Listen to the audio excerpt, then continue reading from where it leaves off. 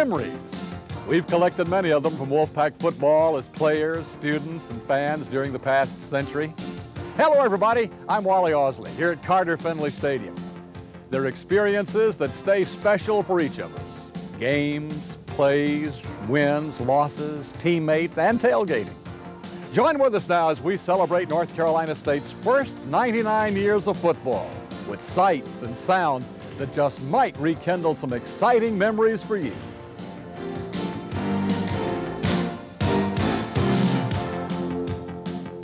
The North Carolina College of Agriculture and Mechanic Arts won the only game of its initial season in 1892 against Raleigh Male Academy, 12-6. The first notable achievement was in 1899, when after 6 scoreless efforts against the more established University of North Carolina, the Aggies tied them 11-11.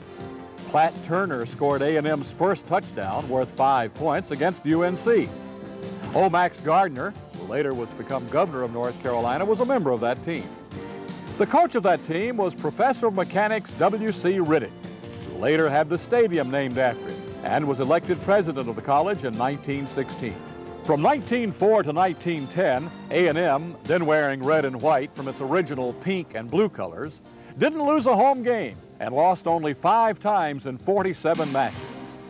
The 1910 VPI game in Norfolk, Virginia was billed as the biggest game ever played in the South. A&M defeated the Gobblers 5-3 for the South Atlantic title and created enough excitement to establish a $2 season ticket fee for the 4 home games in 1911. The fans came to the games in all the modern conveyances of the time. Conference or regional titles were won in 1913 and 1919, with tackle John Ripple becoming a Walter Camp All-American in 1918, a first for any player in North Carolina. However, the 1918 season was a disastrous one as Georgia Tech beat the war-depleted Aggies 128-0 in Atlanta. And a deadly influenza attack on the State College campus forced the cancellation of the final 6 games. North Carolina refused to play its fledgling rival in 1906. It wasn't until 1919, as a state fair attraction, that the Tar Heel series resumed. The Aggies in 1920 beat UNC for the first time, 13-3, and made it 2 in a row with a 7-0 triumph in 1921. State compiled its best record ever in 1927, winning 9 of 10 games. Coach Gus Tabell's squad featured N.B. Nicholson, Bob Warren, and the great Jack McDowell. Many call McDowell the best athlete ever to play at State. His 3 second-half touchdowns against Duke enabled State to win 20-18 and take its only Southern Conference football championship in 1927. McDowell, in 1975, became the first State player to be inducted into the National Football Foundation's College Hall of Fame.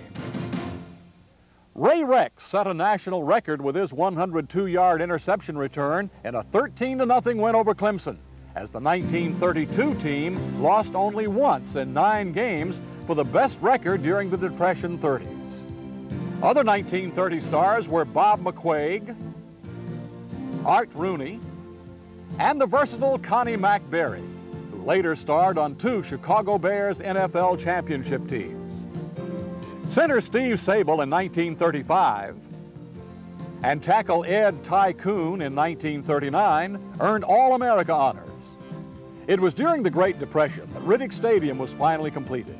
Loans, bonds, and graduating class gifts developed what was formerly an enclosed field with wooden stands into a concrete structure. A 1933 WPA grant allowed the addition of the east stands and lighting.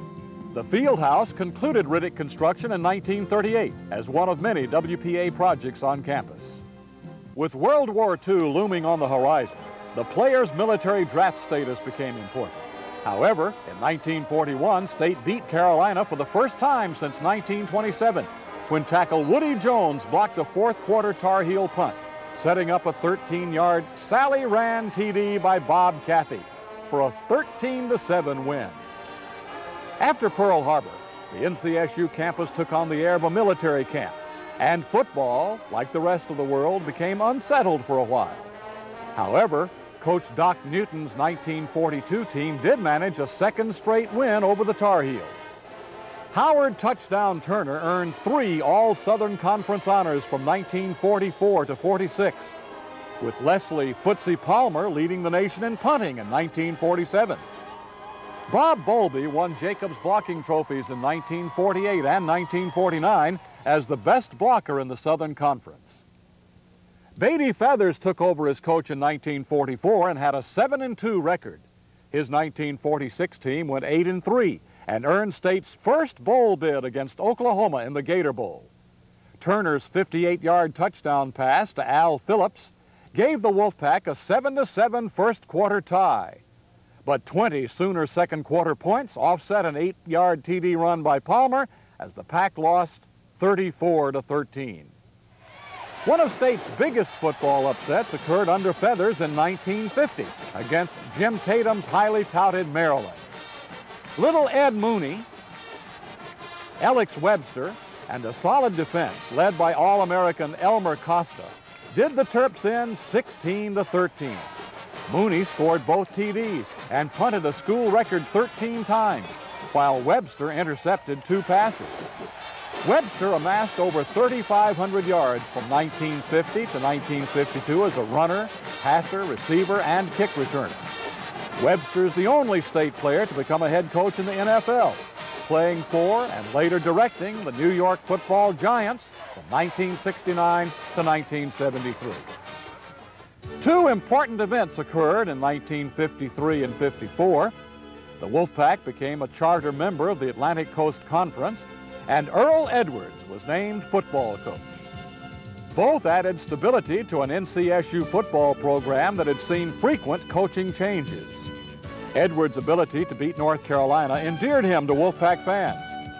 The 1956 team's 26-6 win over new UNC coach Jim Tatum was the first of 3 straight wins against Tatum. A senior-laden club in 1957 brought dividends, with the first of 5 ACC championships under Edwards.